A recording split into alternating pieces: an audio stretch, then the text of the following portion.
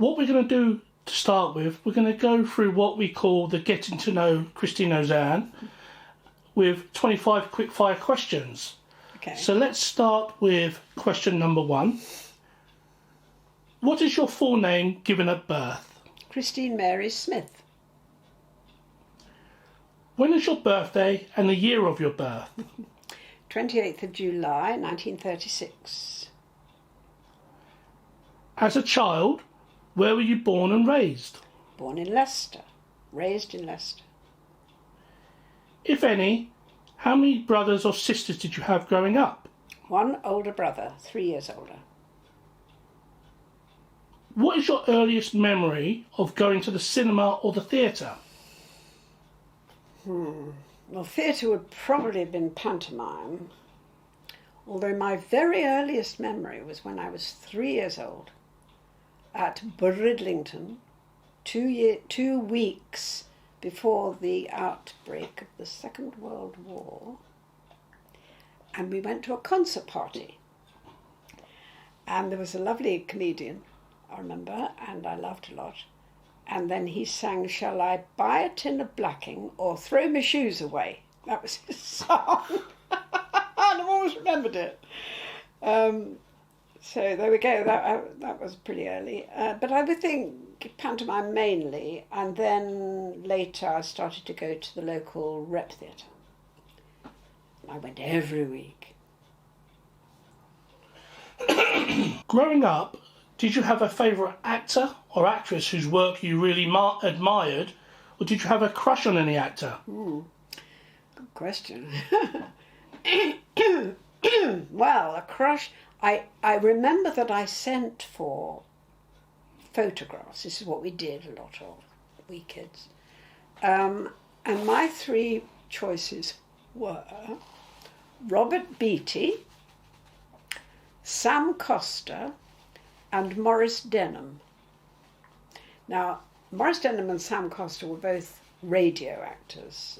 They were in Much Banding in the Marsh, which we listened to all the time, all through the war. We had Itmar, we had Much Banding, we had Stand Easy, the 3 sort of like the Army, Navy and Air Force shows. And those 2 just fascinated me, and I was amazed when I got their pictures to see what they actually looked like. We didn't know, you see, in those days. Nobody published their pictures. And Robert Beatty was to me, just a handsome, hunky guy. So although Robert was more of had a leading career, yes, Sam and Maurice obviously more character actors. Rather absolutely. Than you didn't go for the typical idol. Yeah, and that's interesting, isn't it? That I should pick character actors, particularly because that's what I became myself. Yeah. Interesting. And did you ever work with any of those 3? I did, yes. I worked with, let me see, Maurice Denham very, very briefly in a play, a television play. Now, there were people like Harry Worth, Charlie Chester. I did a tour with him, with John Inman as well, in the same cast. Charlie Chester was quite novel because he managed to persuade the audience that they'd enjoyed themselves by doing a 20-minute curtain call, doing all his gags, and I thought, oh, that's the way you do it, because the play was rubbish. Oh dear. No, Jimmy Edwards. I did some. I did a series with Jimmy Edwards, and Melvin Hayes was the other sort of, I think, co-star. So yes, there were, and it was lovely to actually work with people that I had idolised as a child. Yes, quite a number of them actually.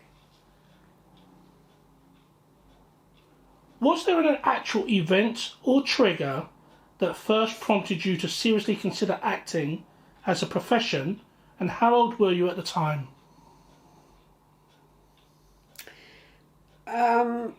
Okay, yes, there was one. I became an amateur actress in the local group that my mother joined, and she said, you know, we desperately need a few more people in the class or they're going to close it. Can you come along with me next week? So I went along with her, and that started the whole ball rolling. I suddenly was standing there with a script, and I was acting, and I just knew, absolutely knew, that that's what I could do, and that's what I should be doing and would want to do a lot of. Never thinking of it as a profession, but just, oh, I love this. This is great. I can do this. I understand it. And then I joined the Leicester Drama Society, and I was in a play called Anastasia, playing the lady-in-waiting to the Empress. And the actress playing the Empress said to me, quite casually, really, she said, have you ever thought of becoming a professional? Because she obviously saw something in me, you know. I said, what? Well, she said, I think you should try for RADA. And I didn't know what RADA was. But I did a bit of research, found the address, wrote to RADA. And they sent me a booklet which was all about auditioning for RADA. And it even had the pieces in that you could choose to do and all that sort of thing. And I thought, this is too good a moment. I've got to take the opportunity with this. But I had to be very brave about it because I was in a steady job I'd been doing for 5 years. I was on the pension scheme. And I had to find £2 from somewhere to send as a deposit for this, as a fee for doing the audition. I had to go to London to do it. And I had to go and scrounge it from a couple of friends of my father. I mean, can't believe it now, can you? £2. There you are. And I went and did the audition, and here we are. Well, that leads me nicely on to my very next question, which I think you've pretty much answered. Did you ever attend a stage school or audition, study, or formally train to be an actor anywhere? Well, there you go. I went straight to RADA from being an office worker and an Amdram actress. In 2 weeks, literally the whole world turned. I gave in my notice at the office, and I started at RADA in October 1956. Either before you began your acting career, or maybe when you were between roles at any point in your career, what other jobs have you done other than acting? Very few. I was desperate at one time for money and had to do a typing job. And I remember sitting there typing, but thinking, I'm acting typing. I'm not really typing. And it was a horrible feeling and an awful experience. And there was one break in the term between the spring term and the summer term and the autumn term, all the August, in 56, 57. And I had to find a job. And I went to the BBC. I had 9p in my purse. That's all I had in the world. And I went along to the BBC radio, broadcasting house. And I said, I've come to see if you've got any opening for a job of any kind. And she sent me off to someone, and they said, well, we've got a little slot on the tea trolley on the 5th floor. So I did that for about 4 weeks. The tea trolley on the 5th floor of Broadcasting House. And I wouldn't be surprised, actually, if they sort of finished, decided to let me go because I was a bit of a nuisance. I was talking to them too much, you see. I was so interested in what they did, and I probably spilt tea all over somebody. What was your first ever paid acting performance, i.e. your professional debut, and again, how old were you? Mm-hmm. I was 22. I had just left RADA, and I was cast with a whole lot of other RADA graduates with me, so we all knew each other, and we all went down to Sidmouth, to the Manor Pavilion, Sidmouth, and did a season of 8 plays. I was engaged to do the character parts. I was 22, and stage manager, assistant stage manager. We only had 2 people on the stage management, and I was one of them. So I had to be on the book as well, occasionally, and things like that, and give the book to somebody else and go on, do my part. Oh, it was one of the hardest jobs you can imagine for a start, and I was paid £8 a week. The men were all paid £10 a week. I seem to remember. That's what happened in those days.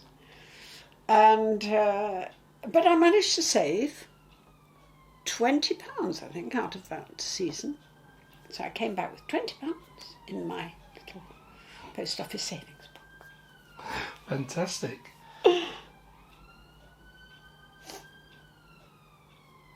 Can you remember how old you were when someone first asked you for your autograph? Wow, that's a good question. No, I can't, truly. I can't even remember when that might have been or what it was or where I was or anything, really. I mean, it didn't strike me, obviously, as a big moment. You know, this is the first time I've ever been asked for my autograph. Sorry. At any point in your life or your career, have you ever been starstruck when meeting someone famous? And have you ever asked anyone for their autograph?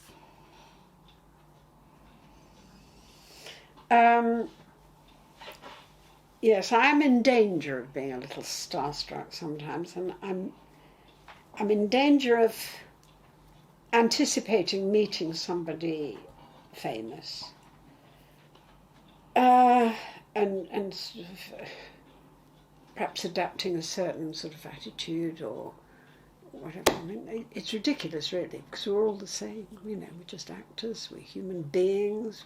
And they love. And when you do manage to do a very casual thing, they love it. But have I ever asked for an autograph? No, I don't think I ever have. I avoid anything like that. I avoid appearing to be a fan or appearing to be in awe of that is to say, with actors. I mean, there might be people outside the profession that I did ogle an awful lot at Prince Charles at a dinner, at a party we had at his Clarence House for the ABF, actually. And I was standing on the outskirts of the people he was talking to, and I was just ogling him all the time. And I thought, oh gosh, this is the guy who, when he was born, you know, I was 11, and I remember thinking this baby was absolutely, you know how you do. And finally I thought, well, I'm looking at him too much, and he kept glancing over at me. So he had spotted that I was a bit like that. And finally, just before the meeting broke up, he leaned over and shook my hand, which was very sweet of him. But I mean, I am in awe of some people who are nothing to do with the business at all. Yeah. Throughout your career, were you ever one for collecting any memorabilia? And what, if anything, do you still have in your possession today? Well, I collected programmes, huge number of programmes. Practically every show I went to, I would save the programme, and they did prove to be quite handy at times when you want to research something. But eventually they got so many, I thought I've got to try and relieve myself of these. So I went through the whole lot, just saving the ones that I knew I would regret giving away. Any of my own, for example, I kept all of those. And a few others. And I gave them to Richard Mangan, sadly, isn't with us anymore. Lucy Mangan's father, Lucy Mangan, the great writer. And he came to my house. He came here, sat at this table, and I just filled the table with all these programs, and he went through them literally one by one, and each one he knew exactly which pile to put it on. I have that, I haven't got that, I don't want that. And amazing. It was amazing that his memory, he could remember everything he had and what he needed. So no, as I say, I've kept the ones I needed, and thank goodness I did, because when I wrote the book, I mean, it was just invaluable.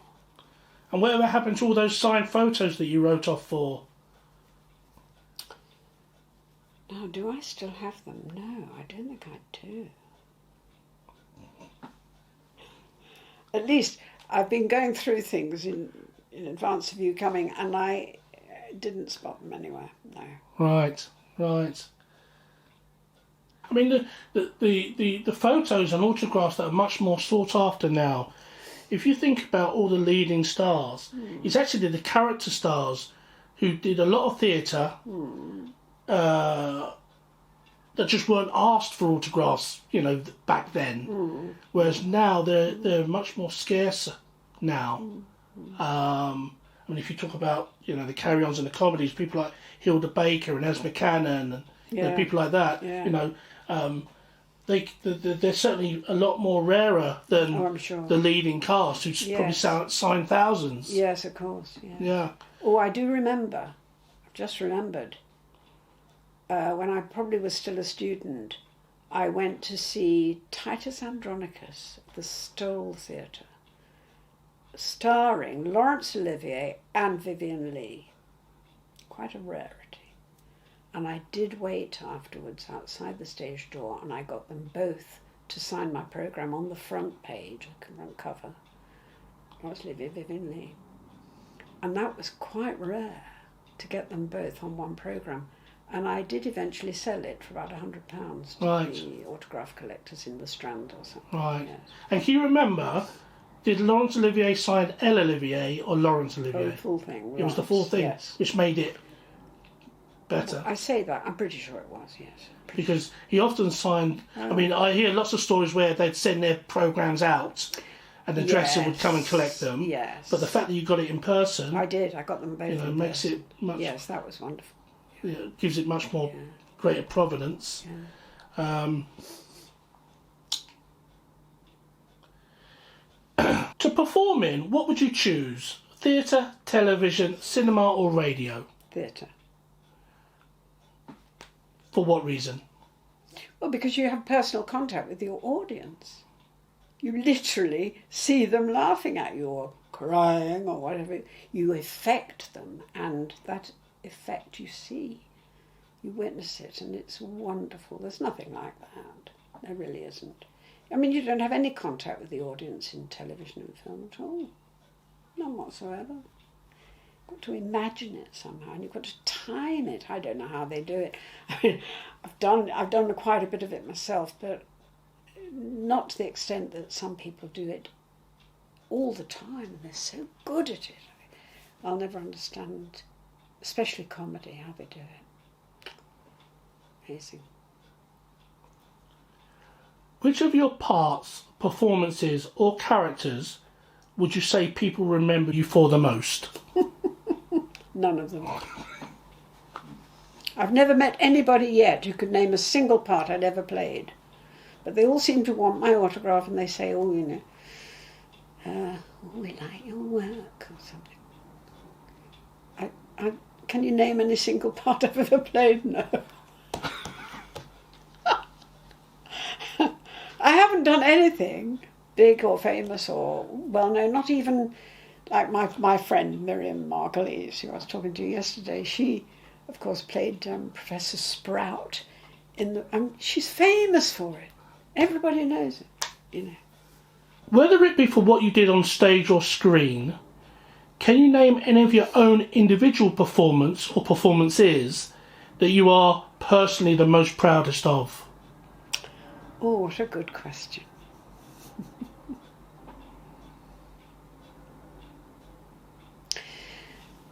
Well, now that's interesting, because I was just thinking recently about a part I played in a very serious play, and it was the lead role. And I got it by not being cast in it, but the leading lady asked me if I would take it over that week. It was in a weekly rep season at Tunbridge Wells, 1962. And it was a part that Flora Robson had created. And she was a very dramatic actress. And I did it very well, and I knew I did it well.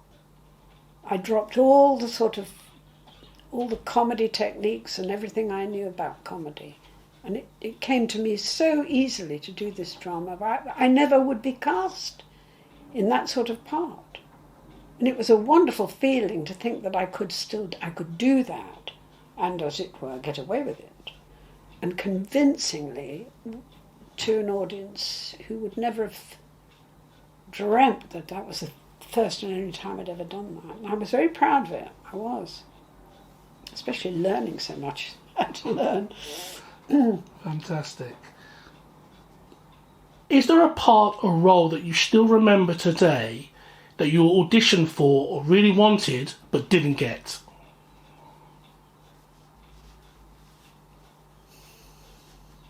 Well, I remember crying quite often when I didn't get a job. But oddly enough, I don't think I cried because it was a part I desperately wanted. I probably needed the work, or I thought it would be in a series that would lead to a nice long run and I'd make a bit of money. I mean,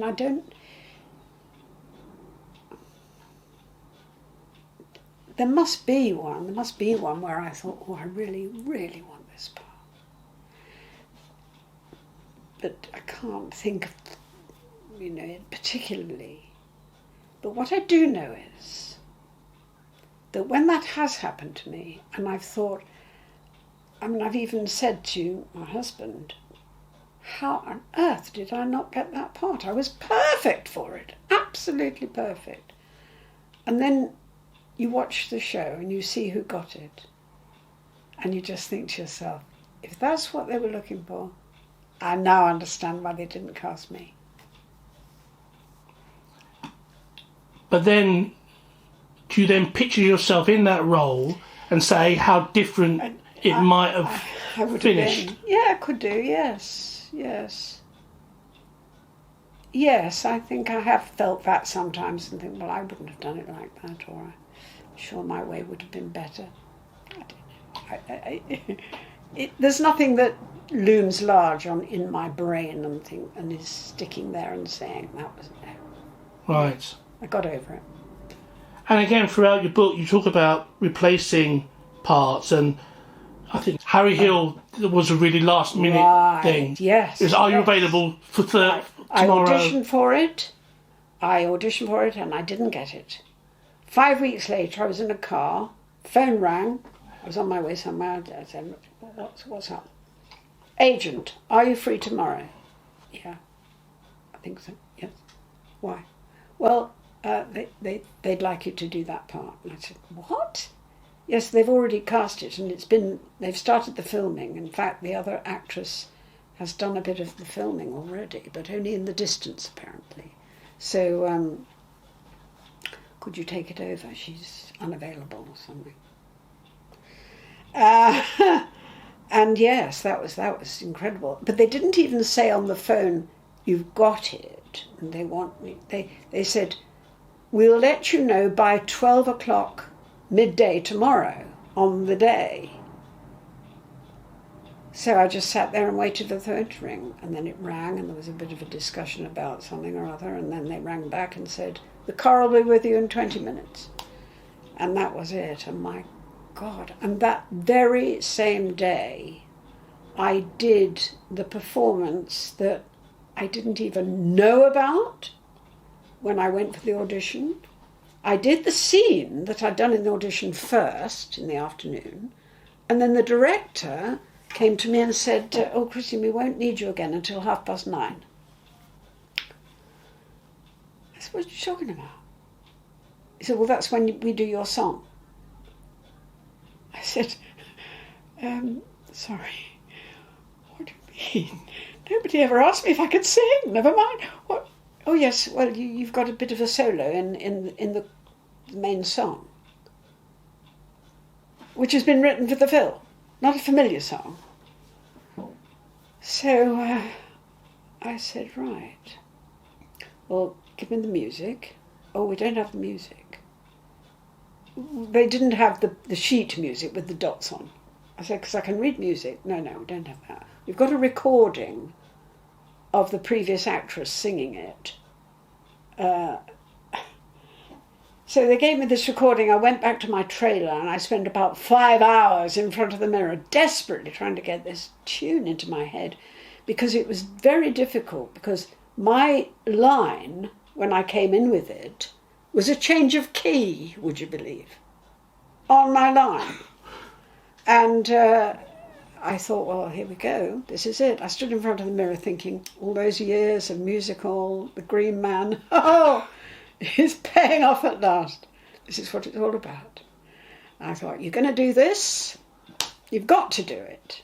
There's no going back, there's no alternative. So they came and fetched me, and I went into this street, some watering, I don't know where it was, Byfleet somewhere. And it had just started to rain, nice gentle rain, and the sound man took me over to the machines and everything, and he said, "Let's get some going." And we tried something out, and then they said, "Is she ready?" "Yeah, she's ready." Now, in this film, I had to hold a breeze block, very heavy breeze block, which was replacing my dead dog, under my arm, and it was really, really heavy and tough. I also had to stand on a box because the background had to be a certain height and that.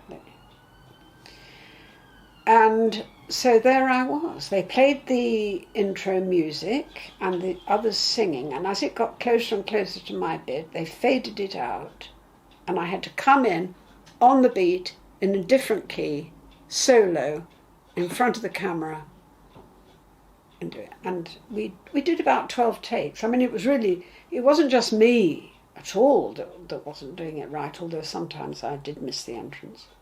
But there were all sorts of other reasons why we had to go again and go again and go again. And finally we got it. We got it in the can. And the director shouts, "That's a wrap for Christine." There's a round of applause from all the crew and everything. And he comes up to me and lifts me off this box and gives me a big bear hug. And I said, "You do realise I was out of work this morning." That was a triumph. I felt very proud of myself doing that, I have to say. Fantastic. Was there ever a part or an acting role that for whatever reason you had to turn down, but then later regretted that decision?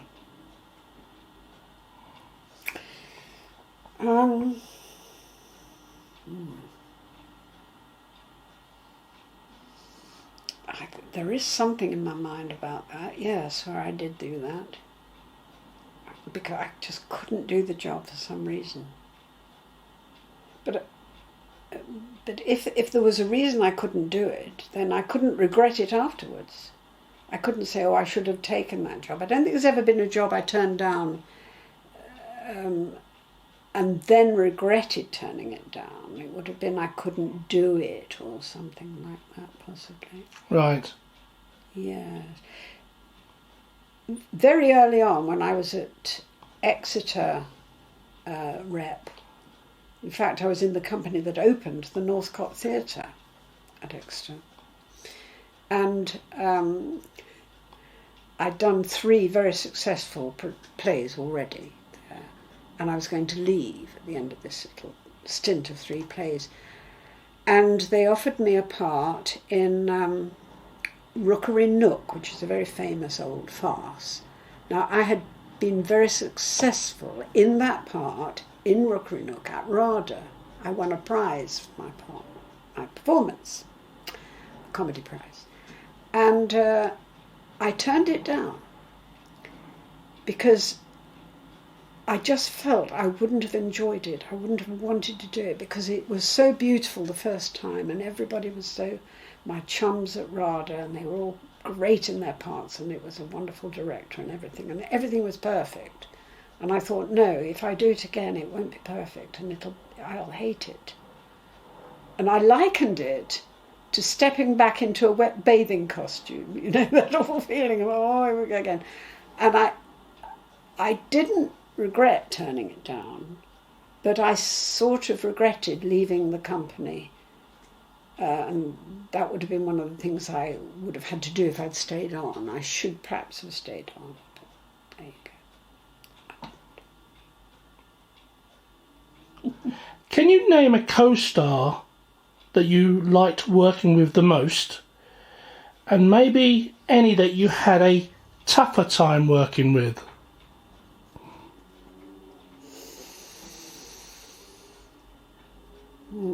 Well, I think as a co-star, the nearest I could say would be John Inman, that I liked working with. I mean, he was wonderful. He was just lovely, and he was so generous, and he would give you the part. The one I least enjoyed working with, for reasons I'll explain, was Dick Emery. He was very selfish. Now, I don't blame him for that, because it was the Dick Emery show. And obviously he wanted to be the centre of attention all the time. But they wrote a little sketch. I was in quite a number of these shows. And they wrote a little sketch of a working class couple going to Ascot. And they get into the train to go to Ascot, and while they're in the train, the wife falls asleep and dreams the winners, or the winner of a certain race. And we did the read through. What you did then in those days, you met on a Tuesday, I think, did the read through, and then you'd work the rest of the week on all the sketches, and then you'd record it on the Saturday or something. So we did the read-through, and I got lots of laughs at the read-through. Very dangerous. I couldn't help it. What are you supposed to do, you know? So everything went a bit quiet after that, and we were sent off to lunch. And after lunch I came back, and they came over to me, the director, and he said, Christine, we won't be needing you for the rest of the day. So you can go home now, you're released. So we'll ring you when we want you back in again. Okay. And they did, and I went back in again a day or so later, and they'd changed the sketch completely, so that Dick was the one who fell asleep and dreamt the winners. And the stupid thing is that when they actually filmed it, he didn't get the laughs. He was furious. I don't know. You know, that was really bad thinking on their part, because they should have trusted the writer, really. Anyway, he was like that, and other people I know have experienced the same sort of thing. See, Ronnie Barker I worked with quite a bit, and he was very generous, I thought. You know, he would let you get the laughs, there's no doubt about that, if that was on the cards. Anyone else I didn't like? Hilda Baker, ghastly. Well, you know the story of the dog. I was in rehearsal, and we'd had a lunch break. It was a thing she was doing with Jimmy Jewell up at Granada, and we had the lunch break, and I I went back into the onto the set, and there was a nice, easy chair. So I sat down on that, a little doze. Suddenly I heard crash, bang, door, slam. Boom, boom, boom, footsteps coming towards me. Stopped just in front of me. "Excuse me," she said. Hilda. Wish I could do the voice. I'm not very good at it. "Excuse me. That's my chair." "Oh, terribly sorry. I've no idea," I said. Got up, moved away. At which point the dog jumped into the chair, turned round 3 times and went to sleep. Oh dear, but it was the attitude. She was really most unpleasant. And was there anyone that was very unreliable in terms of turning up late on set, turning up drunk, not coming prepared, knowing their lines? Drunk? Oh, I don't know that I've ever... No, not...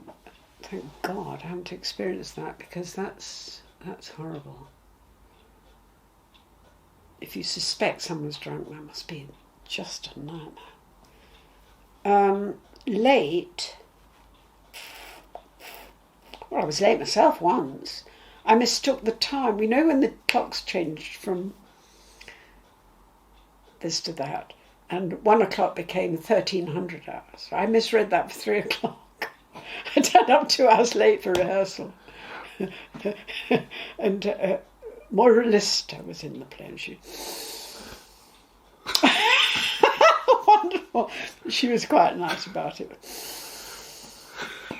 Time to call this.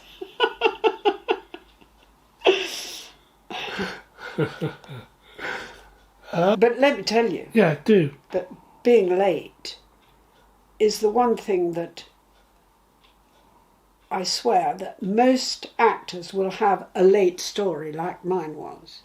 They'll have a late story and it'll be paramount in all their anecdotes because it's so horrific to be late and very rarely happens. But I bet everybody's got one moment in their lives when they were late. Because actors are really, really good at keeping time and being there well in advance. I find anyway, I mean, they really are good because their whole job depends on it. I mean, your life depends on it. You can't afford to be late. So if people are, they're really, really treated with contempt. Rather than just simply asking who your favourite director was, I'll ask it in a slightly different way by asking it thus. Outline what a director needs to do to get the best performance out of Christine Ozanne, and can you name any of the directors that you worked with that did just that?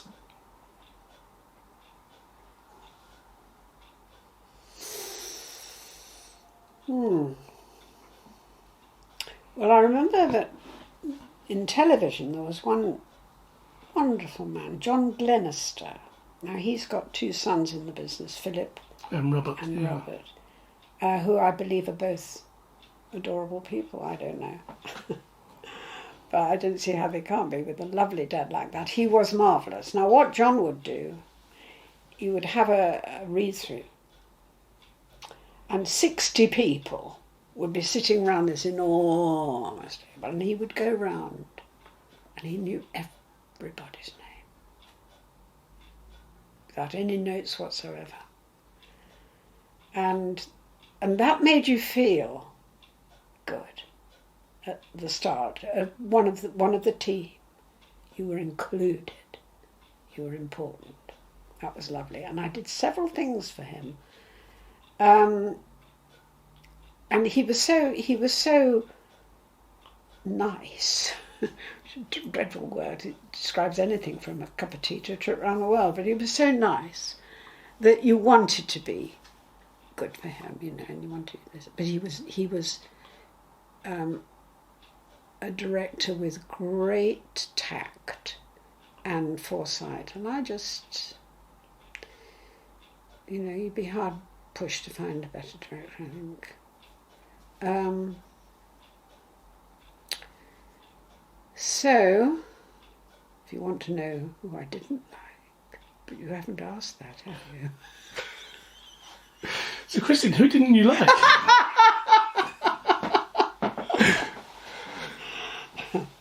Brian Izzard. There you go, I've said it.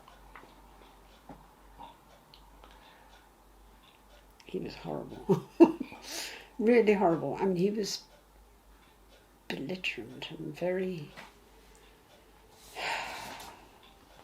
bossy. He directed me twice, actually.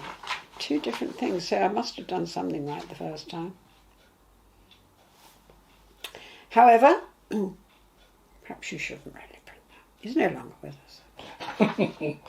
But what was it? I mean, just in terms of his demeanour, or was he aggressive, or? I think he was insecure, and I think that caused him to be over forceful, over, you know. Well, there was one shot, for instance, I'll just give you an example. The camera was about as far away as you were to me, and I didn't know where the cut-off point was. And I think Brian Izzard must have been hovering somewhere near, and I said, Brian, can I ask you something? I just wonder if you see my hands in this shot, or words to that effect. And he said, you do your job, dear, and I'll do mine. So then I thought, right, I'll ask the cameraman. I said, where's the cut-off point? Which I should have done in the first place. Again, that sort of remarks sound necessary. And he meant it. It wasn't a fun remark. And as an actress, do you like just to be given free rein to interpret the role, or are you receptive to taking a note? I am receptive to taking a note, and I like notes. But the trouble is, these days, you don't really get notes. What you get is, you do the audition. Either you go in and do an audition, or you do it on your phone, or whatever. And you have to present in that audition the performance. Because that's what they'll put on the screen. They either have no imagination, or they think, that'll do. Yeah, we don't want to interfere. Oh, she's fine. Whatever. I mean, it's just I will liken it to Shakespeare, but if you want to leave that till later, we can. But what it really means is that the actor does the work privately, literally on their own. Peter O'Toole said that. He put it very well. He just said it's all down to private study for months, if necessary. And then you turn up with every blink organised. You know exactly what you're doing, and it's so restrictive, but at the same time, if you know what you're doing and you can work it out for yourself, that's the best thing. Of course, when it comes to actually being on the set and then you have a camera rehearsal and you find out where the cameras are going to be, I see, maybe I can't do that after all, but the actual motivation for the part, the character you're playing, is entirely up to you. You don't get much help in that respect at all. I mean, it would be too late. By the time you get on the set, which is the next thing after the audition, you don't rehearse, anything like that. Yeah. The next thing is you're doing it. And you don't expect the director to come up and say, I think you're playing it a little bit too, this one. Could you try a different accent? Any other stories that you can recall of nasty directors? Oh, God. Yes, I can. There was a director down at Worthing at the Weekly Rep Company there. And am I going to remember his name? It's not going to come to me. It doesn't matter, perhaps. No, it doesn't matter. But I didn't know him at all, and he didn't know me. But the company was lovely, and they were very, very prominent actors. Caroline Blakiston was one of them, Ken Wynne, Tim Barrett, and Brooke Williams, son of Emily Williams. You know, it was a very established cast, and it was a farce called Pool's Paradise. And I was called in to do the juvenile comedy character girl, which, I mean, I could do standing on my head. It might have been better that way. Anyway, we rehearse all week, and he gives me absolutely no notes at all. Guy Vazen, his name was, remember? He gave me no notes at all.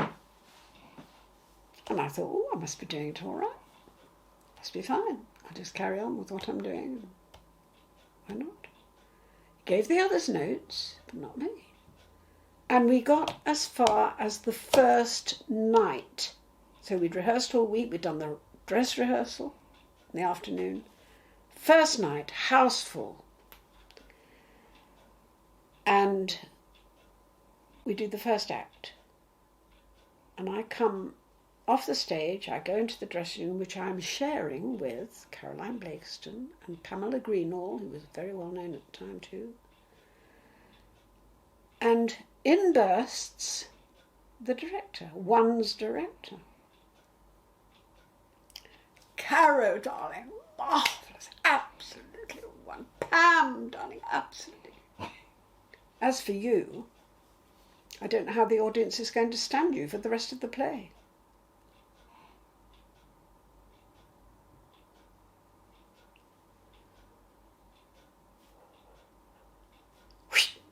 I ran out of the room.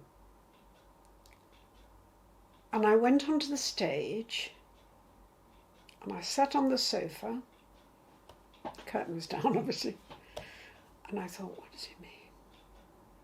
What does he mean? I can't bear it. I can't. Well, he must mean that I've gone too far. I've hit the heights, and there's nowhere to go. You know, I've built the part up too early, or something like that. So I thought, right, I better go right back to being not important, not you know, comedic or anything, just cool it, which I did. And at the end of the show, I got a huge round of applause on an individual bow. And I thought, well, that's all right, the audience like me.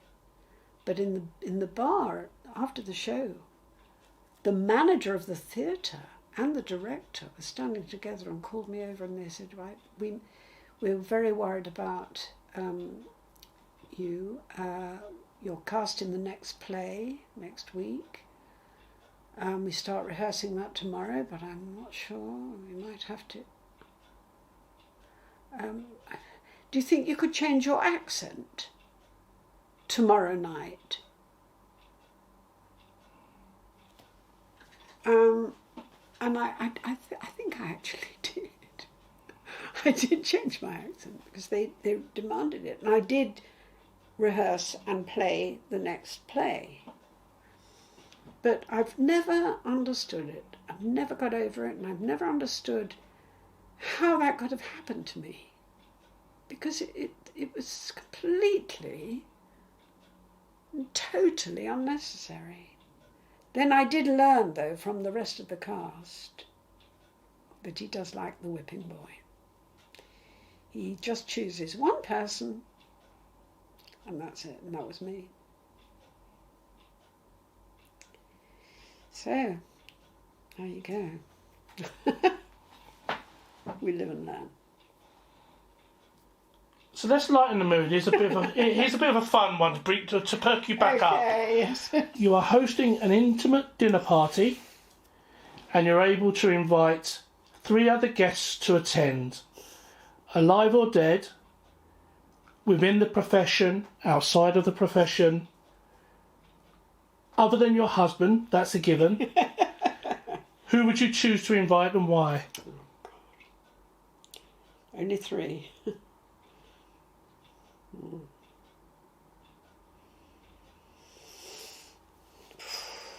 is tough, isn't it?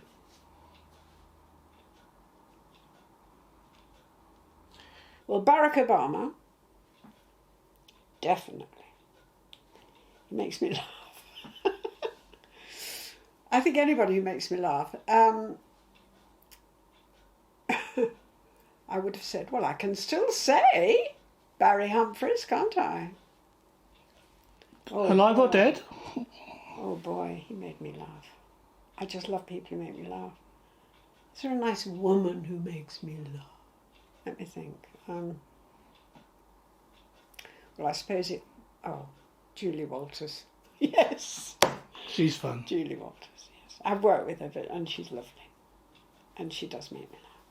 I think with all those 3, you could talk about anything. Absolutely anything. And they'd all contribute in whatever mood that topic would take you in. I'm sure they would. Yes, absolutely. Fantastic. Yeah. So your 3 choices were Barack Obama, Julie Waters and Barry Humphries. Yes. Fantastic choice. If you could relive one moment from your career once again, what would you choose?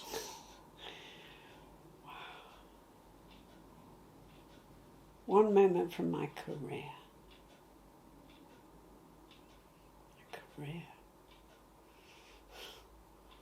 Doesn't feel like a career somehow. My brain keeps coming back to this, so it must be the thing. Is doing How the Other Half Loves, the Alan Ayckbourn play, which suited me to absolute perfection and with a wonderful cast. Down at Hornchurch, directed by none other than my old man. And that was a real peak of joy, you know?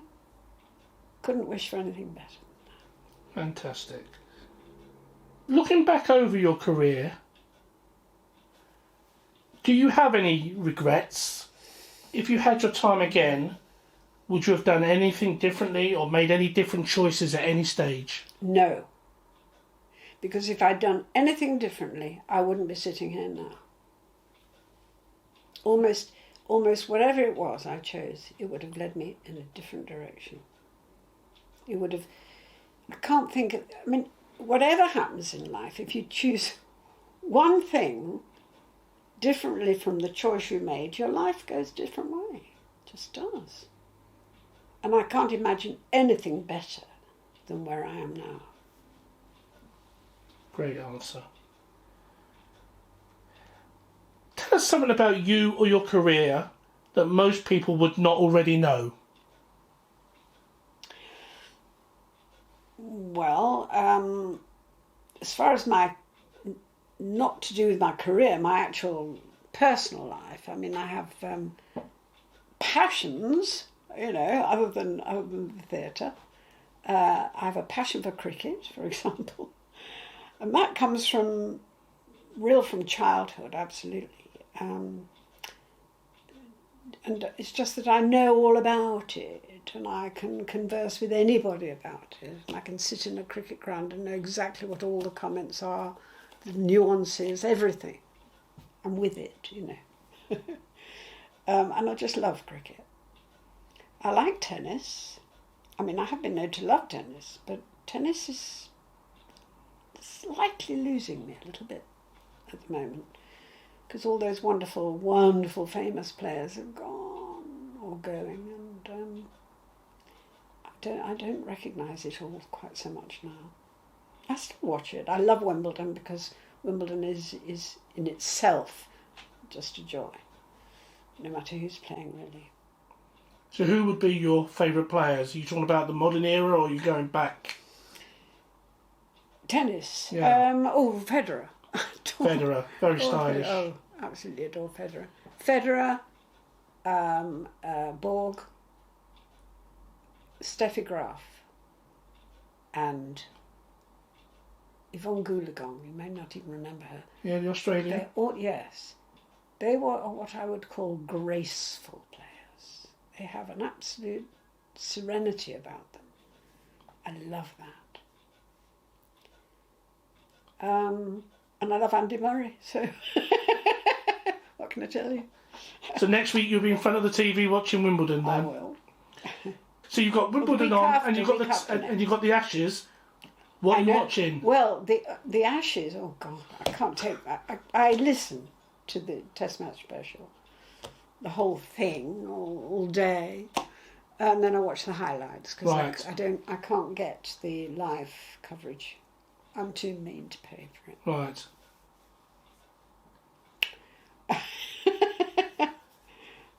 That must be hard though. No, I mean, listening. No, I mean, obviously you know the games, you can visualise. Yes, absolutely, and I love Jonathan Agnew. Right. And I like the commentating team very much. And now, you know, it's had its moments when I've thought, oh God, we should get rid of him. No, Agnew is just a phenomenon to me. I mean, he's just, I can't imagine life without him. I can't. I'm praying, you know, he won't retire before I die. I couldn't bear it.